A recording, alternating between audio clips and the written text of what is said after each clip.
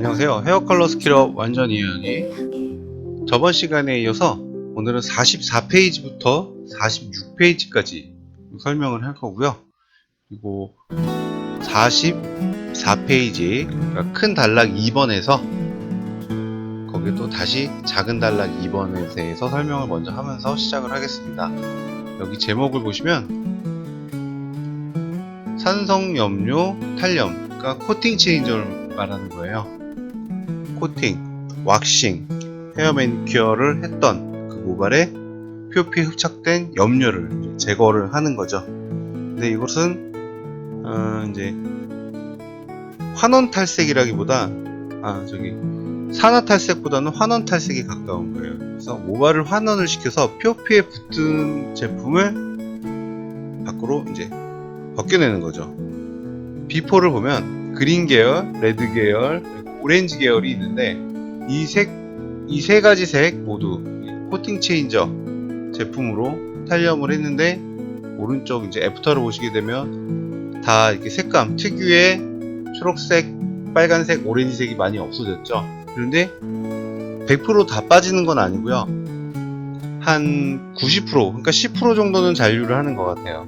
그래서 그린 계열을 색을 뺐을 때는 붉은 느낌은 없지만 그래도 밝은 황색, 레드 계열은 레드 브라운 정도, 그러니까 붉은색이 있는 브라운으로 빠졌고, 오렌지는 아마 오렌지 브라운, 그러니까 우리가 흔히 염색을 좀 했다 하면 표현되는 그런 색 있죠. 보시면 100% 빠지는 게 아니라 한 90% 빠지는 것 같아요. 그렇지만 이 색이 표피에 확실하게 눈에 띄게 남아있는 것보다는 다른 염색을 바뀔 때는 그래도 탈염을 하는 것이 좋다, 그렇게 해석을 하시면 되고요. 네, 본문을 읽어볼게요. 모 표피에 이론 결합하여 흡착되어 있는 산성염모제는 탈색제나 탈염제로는 제거하기 힘들다. 그러니까 탈색제, 탈염제, 그러니까 산화 탈색제와 산화 탈염제로는 제거하기 힘들다. 이제 뭐 제거가 된다고도 하고 또 실제로 제거가 되는 경우도 있는데 한 번에 되는 것이 아니고요. 일단 모발 안에 있는 멜라닌도 같이 탈색이 되기 때문에 많이 밝은 색을 할 경우에는 먼저 산화 탈색을 먼저 하고 나서 그 다음에 잔류색이 좀 있을 때 이때 환원 탈색을 하는 것이 좋다고 생각이 들어요. 탈색제, 탈염제는 모표피보다는 모피질에 존재하는 색 분자를 제거하는 역할을 하므로 산성연모제가 시술된 모발은 산성연모제 전용 탈염제를 사용해 주어야 한다. 이때는 이 제품의 이름을 적나라하게 표현하기가 조금 싫었던 것 같아요. 그래서 산성연모제 전용 탈염제, 그러니까 헤어 매니큐어, 헤어 왁싱, 코팅약 이 제품을 제거하는 탈염제를 사용을 해야 된다. 산성연모제는 트리에탄올아민 등의 성분만 보아도 퍼머넌트 약품의 아민 계열. 근데 아민이라는 계열, 이런 화학 성분은 이제 염색에도 있고 그리고 펌약에도 있는데 그러니까 개념이 다르죠. 그러니까 환원과 산화의 차이거든요. 그래서 환원을 통해서 활발한 화학 반응을 하는 펌약이 있고, 그리고 환원을 통해서 모발의 형태를 변형시켜주는 그런 화학 작용이 있고요. 그래서 이때 이 제품을 사용을 하고 모발이 풀린 그런 경우를 저번 시간에 설명을 해드렸었는데 웨이브가 풀려버리죠. 그러니까 고객님은 굳이 매직 스트레이트를 하질 않았어요. 그래서 이 제품을 쓰면은 웨이브가 풀릴 수가 있지만은 그런데 안 풀리는 경우도 있다. 그 고객 모발이 원래 곱슬기가 있으면 그 웨이브는 절대 풀리지가 않는다. 그렇게 생각을 하시면 돼요. 다시 말씀드리면 여기 써있는 것처럼 아민 계열 성분과 비슷할 수 있다. 퍼머넌트 약품의 아민 계열과 비슷할 수도 있다. 아민이 들어있지만 모발 본연의 곱슬기는 풀지 못하지만 생머리에 표현된 인위적인 가벼운 웨이브는 풀 수 있다 라고 생각을 하시면 돼요. 제품 회사마다 차이가 있지만 펌약처럼 산성연모제 제거에 뛰어나다. 제가 펌약처럼이라고 써있죠.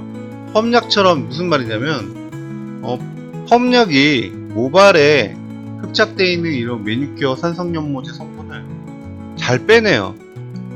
그런데 어디서 문제가 되느냐, 환원 작용을 하기 때문에 우리 염색 작업을 할 때 이 펌약을 사용을 하게 되면 손상이 아주 배가 됩니다.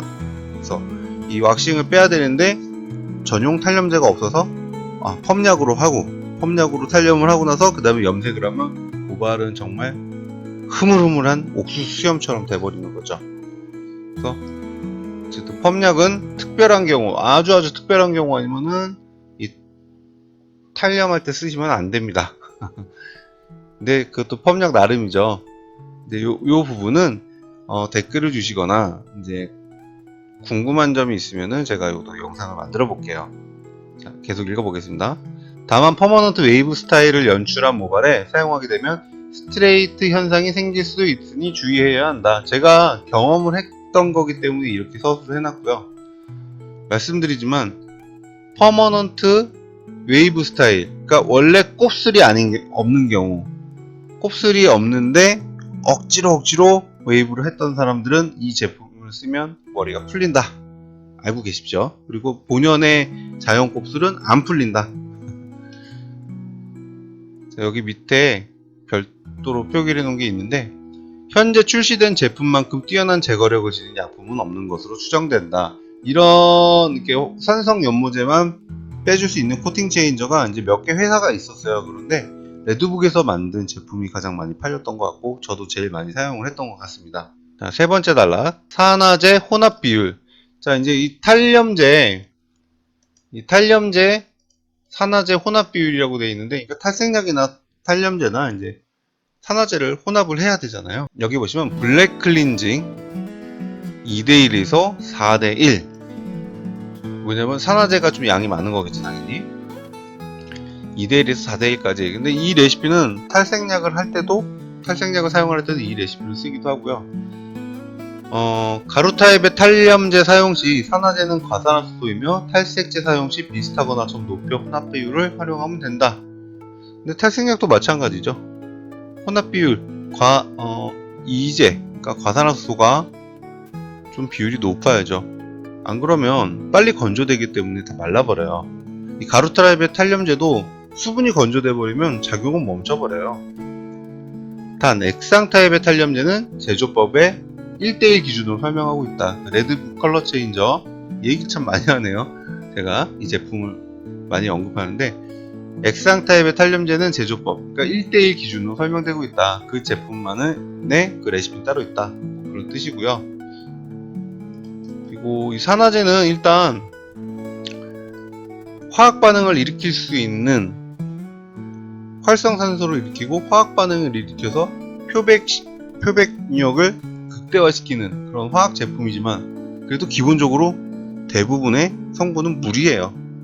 물이기 때문에 탈색약, 탈염약은 물이 없으면 안 돼요.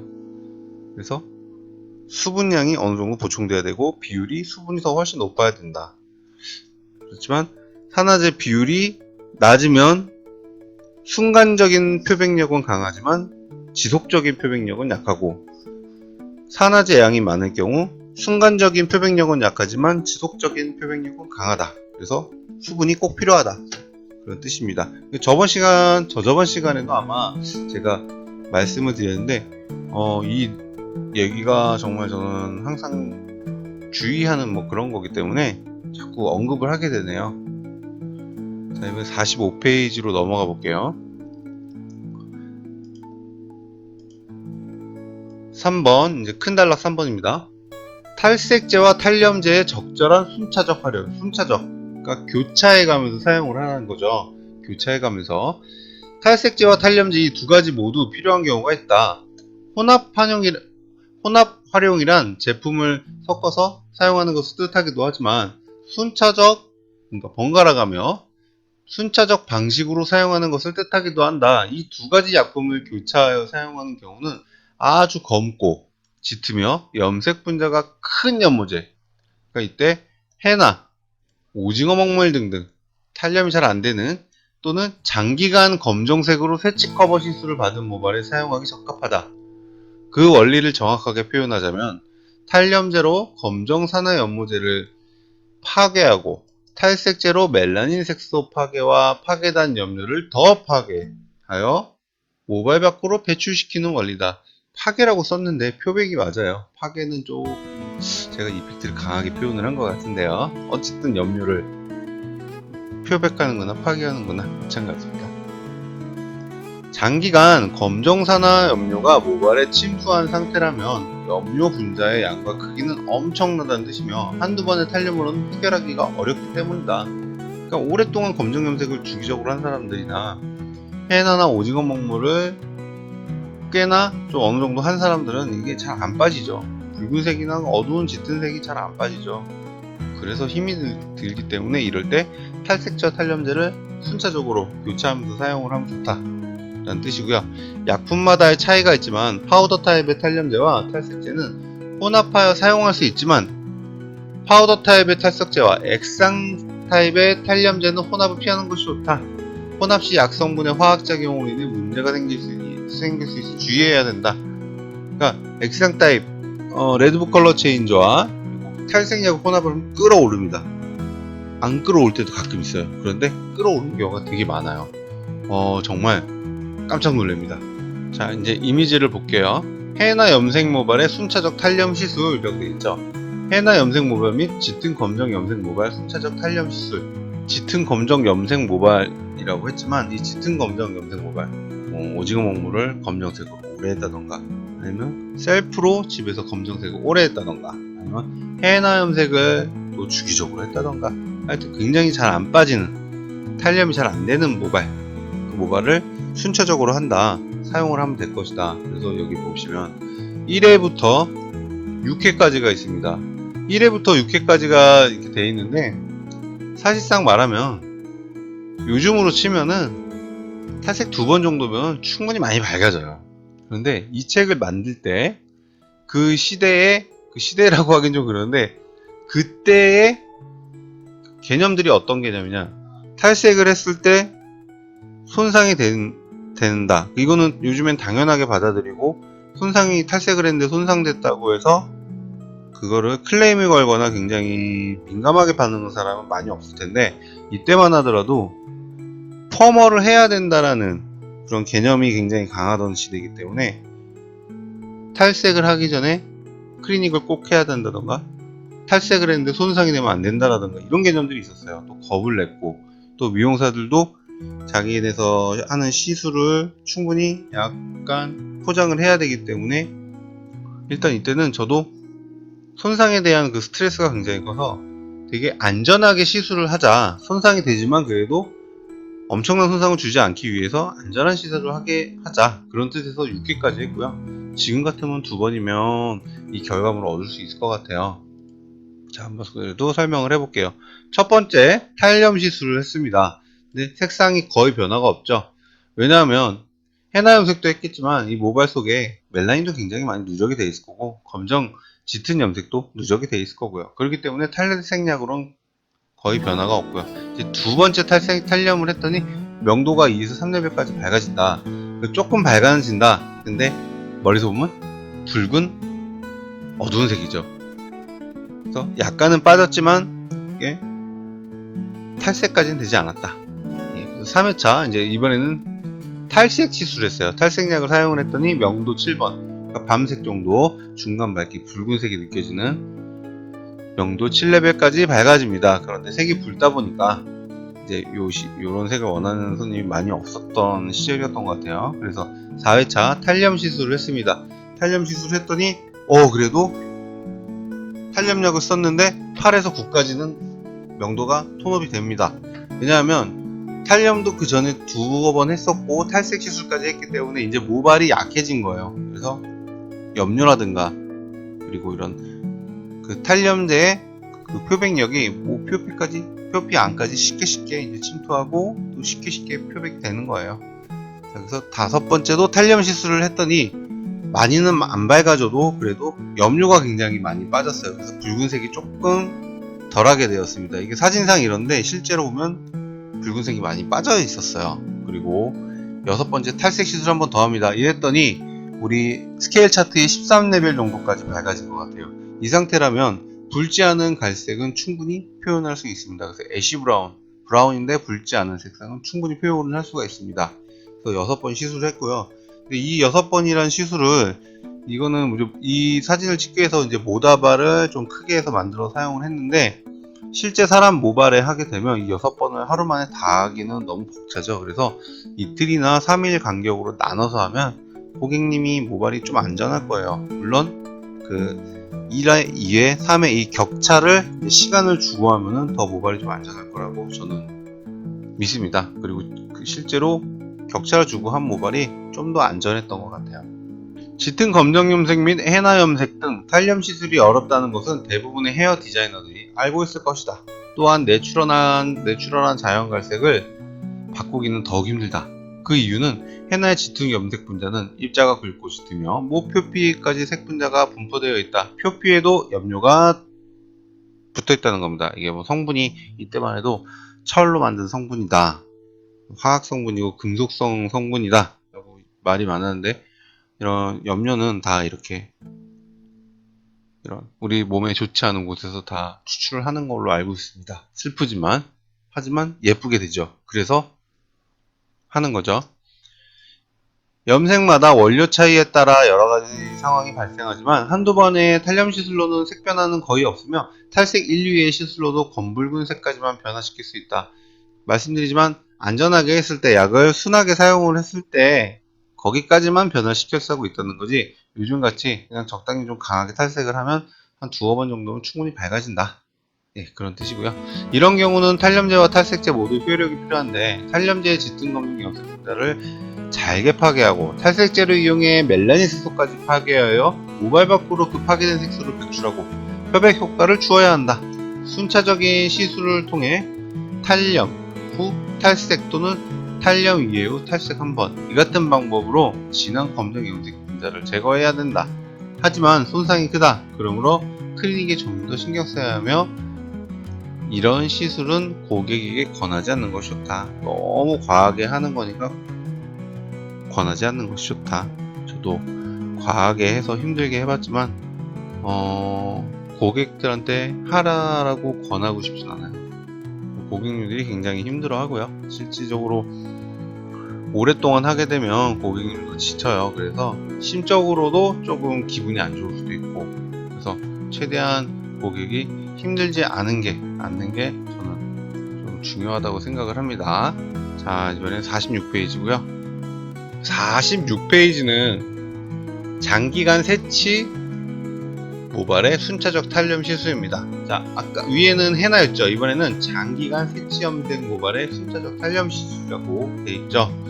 근데 이 장기간 새치 모발 순차적 탈염 시술은, 이 모발은 실제로 이제 아마 2013년도 초에 오셨던 고객님인데, 아직도 그 고객님 이름도 생각이 나요. 얼마나 힘들었는지 3일을 나눠서 시술을 했었어요. 그리고 그 고객님의 시술을 하면서 그 고객님의 모발을 속에 있는 부분이 조금씩 잘라서 제가 이제 양해를 해서 좀 그분의 모발을 모아서 이 작업을 한 거예요. 왜냐면 이 정도면 책 내용에 들어갈 만하겠다. 그래서 이 고객님이 아직도 생각이 납니다. 근데 보시면 장기간 새치 염색이라고 되어 있는데, 새치 염색을 뭘로 했냐면 검정으로 하신 거예요. 그리고 셀프로 하다 보니까 안 발린 데 있고 발린 데 있고 얼룩도 장난 아니었고 색도 엄청 안 빠져요. 그래서 첫날은 거의 뭐 빠진 느낌이 없었어요. 그때 또 이제 탈염제와 이제 탈색제를 이제 번갈아 가며 했었는데, 첫날에는 아마 탈염제만 사용을 했을 거고요. 최대한 염료를 좀 괴롭혀 놓자. 그리고 두 번째부터는 탈색을 좀 하자. 그래서 순차적으로 3일 정도 했을 거예요. 그래서 그 모발을 제가 이제 조금씩 이제 고객님께 잘라서 제가 이걸로 좀 쓰겠습니다. 그리고 한우쿠 모아놓은 거예요. 근데 커트를 하면서 머리를 쓱쓱 쳐가면서 조심조심 모았던 것 같은데. 자, 여기 보면 1회 탈염 시술을 보게 되면 색상 변화가 거의 없어요. 왜냐면 이분은 새치 염색을 했지만 멜라닌도 갖고 있단 말이에요. 100% 백발머리가 아니라요, 검정머리가 같이 있는, 그러니까 50이 안 된 중년의 여성분이셨는데,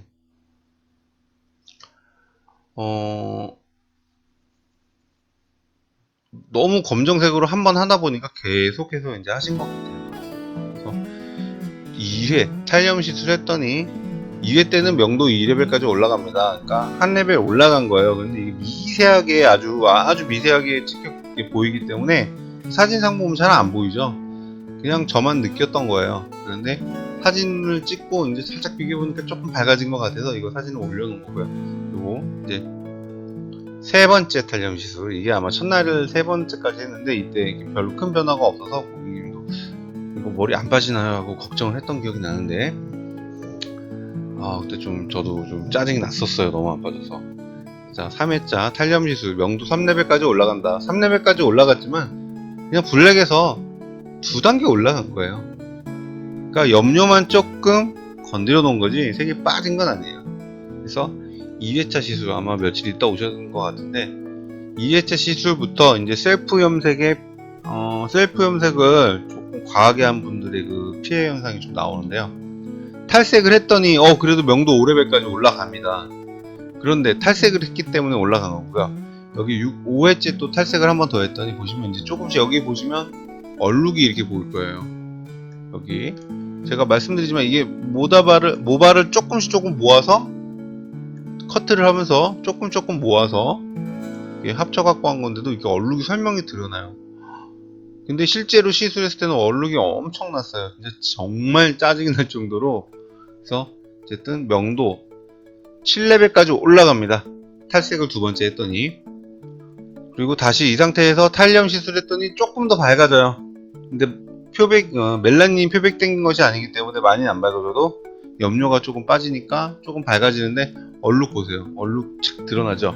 이 모다발, 그러니까 이 사진의 일부분을 이렇게 잘라서 이 책에 서술을 해놨는데, 보시면 얼룩이 그냥 눈에 되게 선명하게 들어오죠. 그러니까 셀프 염색을 하게 되면 일정하게 바르지 못하니까 얼룩이 생길 수밖에 없어요. 근데 이 얼룩이 보이면 또 전체 다 블랙으로 하고, 새로 자르면 또 블랙으로 하고, 계속 이걸 몇 년을 반복을 하셨던 것 같아요. 7회차 이제 다시 탈염 시술을 했습니다. 아마 이때가 2번째 날일 거예요, 아마. 그래서 탈염 시술했더니 명도 9레벨까지 올라갑니다. 근데 색은 진짜 안 이뻐요. 얼룩이 얼룩달룩 있었고. 근데 이 고객님 1회차 때 첫날에 색 안 빠진 거 감안하면 밝아지니까 기분 전환이 됐나봐요. 근데 기분 전환도 잠깐이지, 시간 지나면 밝아진 건 좋아요. 근데 얼룩이 남아있기 때문에 이 얼룩에 대해서 또 클레임 아닌 이런 이제 문제 제기를 하셨던 것 같아요. 근데 그 방법이 없었어요. 그렇게까지 할 시간이 없었어요. 한번 오시면 힘들어 하는데. 그래서 이제 3회차 때 최대한 얼룩을 없애드리겠습니다 하고, 이제 여기 8회부터 이게 3일차인데, 이때는 탈색을 먼저 했어요. 이제 11레벨까지 올라갑니다. 확실히 색이 예쁘게 어느 정도 표현될 수 있는 색까지 올라가요. 그래서 탈염 시술을 다시 한 번 더 했더니 12레벨까지 올라갑니다. 여기에 탈색 한 번만 더 해보자. 어차피 머리 상한 거 한 번 더 해보자 해서 탈색을 했더니 명도 13레벨까지 올라갔습니다. 명도 13레벨이면 붉지 않은 브라운을 할 수 있다는 거죠.